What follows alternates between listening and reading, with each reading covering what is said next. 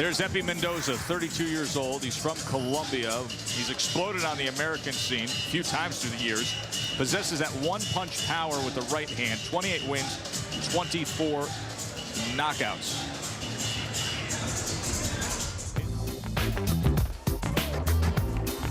His breakthrough moment came on ESPN.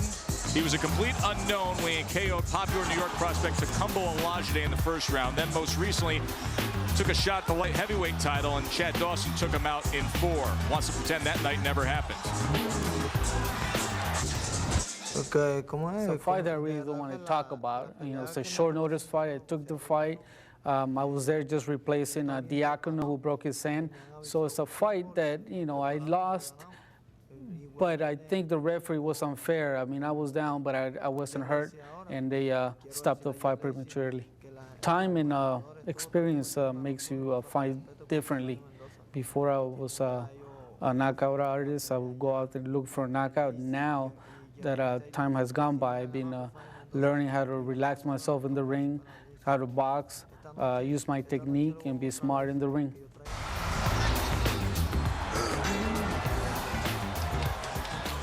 And here he comes. Ring Magazine's #5 super middleweight in the world. IBF 168-pound titleist. Won the title back in October 2004. He had 4 title defenses. Recently injured his left shoulder, and he's been coming back from that. Hard to believe Jeff Lacy, now 31 years old, 8 years removed from his Olympics, and already 4 years removed from the time he first won the title. The famed left hook silenced from the shoulder injury in December 2006. 5-1 in world championship fights with 4 knockouts. And let's look at the rocky road that he's been on recently. He was an unbeaten titleist, and then he faced Joe Calzaghe back in March 2006, and Calzaghe gave Lacy an absolutely brutal beatdown in England. It was the bounce-back fight when Jeff tore his rotator cuff. After that, Lacy lost. His most recent bout was against Peter Manfredo, a close fight that many feel could have gone either way. Now Lacy says he's back. After the Calzaghe fight, I mean, I was never going into that fight thinking that, you know, it was going to be a strike against me. But, you know, sometimes you got to take the bump in the road and you learn from it, which I did. In the last 2 years, I haven't had the best success in the ring, but I've won. I've won unanimous decisions in both fights. With the first fight with Vitaly Sipko, tearing my rotator cuff in the second round, I showed a lot of people that I have the mental strength to overcome what I was dealing with that night and pull out a unanimous decision. I come back a year later and take on a guy that's been active, a guy that's determined to win, a guy that's looking at me being out of the ring for over a year and coming in confident. And I beat him to a unanimous decision. And a lot of people still think that I'm not the same person. Are you kidding me? How could you even say that by someone winning fights with a torn rotator cuff and someone winning fights that's been out on a major surgery tendon tear and win a unanimous decision there? I mean, I don't understand what I'm out to do. Like I said, I'm just really now, I have it all together now. I'm focused on me and me going in there and my team going in there doing what we have to do. And tonight, that's exactly what's going to happen. I'm going to go out and look impressive.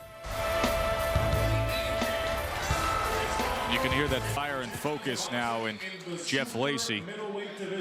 Super middleweight rankings shape up this way according to Ring Magazine. Joe Calzaghe on top. Kessler still holding that #1 spot, and Lacy is right now #5. So will it be a win for Jeff Lacy to move forward off of, or another stunner from Epi Mendoza? Teddy can give us some clues which way it could go in his fight plan.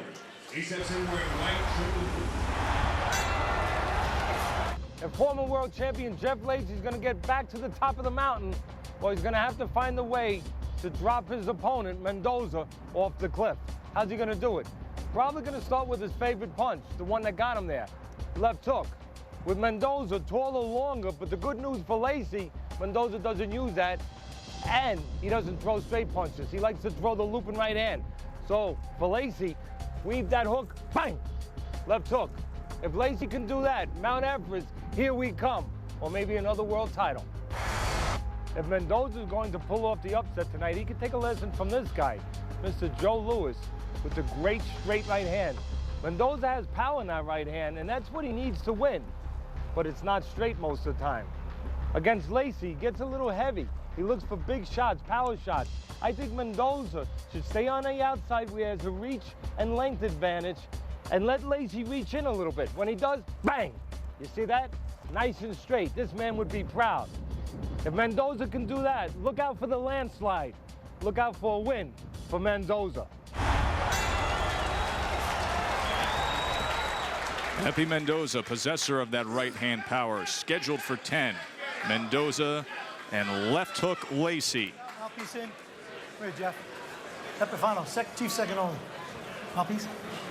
Mouthpiece. Okay, pelea limpio, escúchame todo. Fight clean and listen to me all times. Toco los manos. Buena suerte. Jack Reese, the referee. Had nothing but knockouts on Wednesday night fights so far.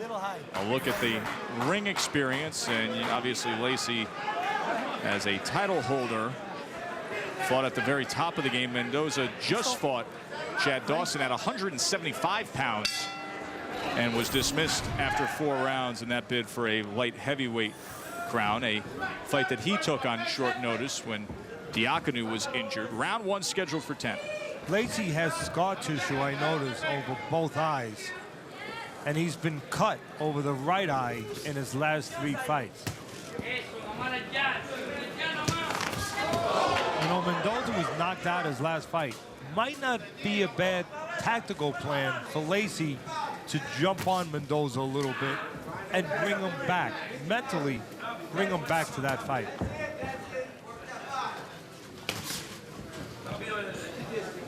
You can see that height and length advantage of Mendoza. And right now he's staying in a place where he can use it, where he can pull the trigger on it, on the outside. And right there you see what we talk about in the fight plan, Joe. Lacy gets heavy with power shots. He leans in with those big shots, doesn't use his jab a lot of times to set him up. And when he does get heavy, when he does reach in a little bit with those shots, that's where Mendoza, staying on the outside, can maybe take advantage with some counter shots. It's a right hand from Lacy, and another one comes in, and it backs up Epi Mendoza. Another right hand scores well for Jeff Lacy. And Mendoza not helping himself by leaving that left hand out, and that's why Lacy choosing the right. Lacy taking our advice, jumping on Mendoza early, trying to bring his memory. And right now, I guarantee you, the mind of Mendoza is back 10 months ago when he was knocked out. Uppercut by Mendoza on the inside. Lacy has him backed up and cornered there, and you can hear the thudding power shots from the former Olympian, former world titleist. Missed with that right hand. He was going for it there. A little over anxious, Lacy there. He should be going to the body now on the inside. A long, lean body of Mendoza. When they're inside, Lacy has a big advantage, Joe, because Mendoza doesn't fight well on the inside. He needs room to throw those looping shots. This is where Lacy should do a lot of work and potentially a lot of damage. Right uppercut for Mendoza again on the inside. Look at how wide the legs are of Mendoza. Wow. Well outside of his shoulders. That means he can't move right now. He's stuck there on the ropes right now. And Lacy can take advantage. Maybe step to the side a little bit and leave Mendoza stretched out. Watch the back of the head. All right? Warning from Jack Reese. Lacy looked over to him right away when he was in on the back of the head. Lots of power shots in round number 1. Jeff Lacy, Epi Mendoza, end of 1, more to come.